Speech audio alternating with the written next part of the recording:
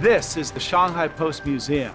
In 1949, this was the General Post Office building, one of the finest buildings here in the heart of Shanghai. In May 1949, as the Battle of Shanghai moved closer and closer to the city, this building became the centerpiece of the nationalist plan to prepare their urban warfare defenses. The Suzhou River runs through the center of Shanghai.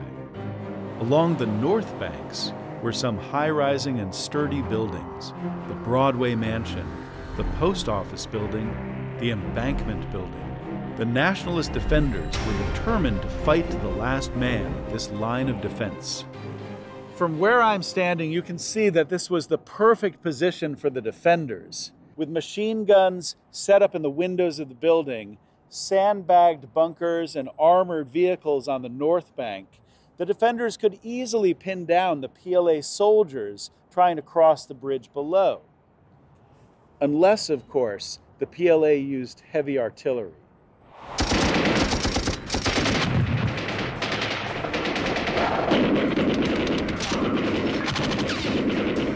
That was precisely the concern of many Westerners close to the battlefield. Right next to the post office building is the Embankment Building, the biggest apartment building in the Far East.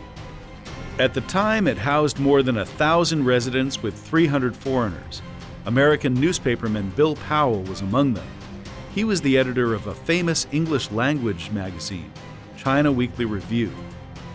By this time, he had prepared an editorial for the next issue. We welcome the change that has come about and hope that the arrival of the People's Liberation Army will mark the beginning of a new era. An era in which the people of China can now begin to enjoy the benefits of good government. But now, as the battle moved closer and his apartment building also became a nationalist holdout, he was anxious and scared like everyone else. Would the PLA lose their patience and bring out their artillery? Well, the Battle of Suzhou River was underway.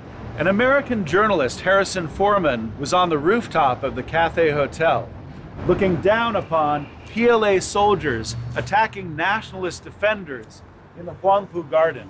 And what he saw surprised him. He jotted down quickly in his notebook. Amazing that Palu haven't tried to enter a hotel. Their discipline is really something.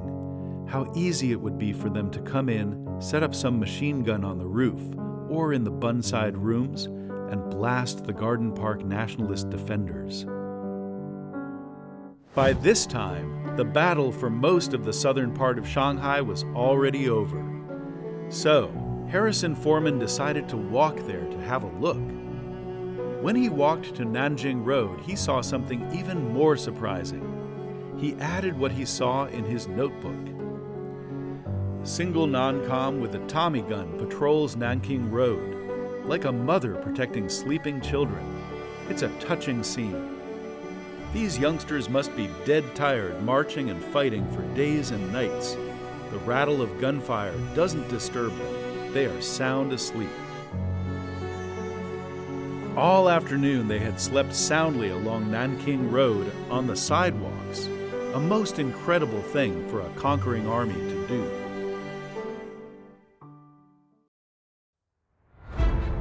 The standoff at Suzhou River lasted nearly 2 days.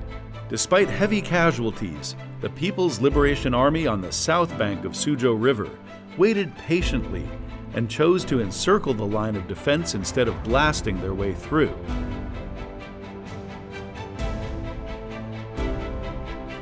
No foreign residents of the Embankment Building were hurt. Bill Powell told reporters that a collective sigh of relief went up when the battle ended. The residents later found out the PLA was strictly instructed not to use heavy artillery inside the city of Shanghai. And they were not allowed to enter any private properties, no matter what the sacrifice. The finest buildings of Shanghai were left intact. Together with the revitalized Suzhou River, they are still one of the most beautiful sceneries of Shanghai.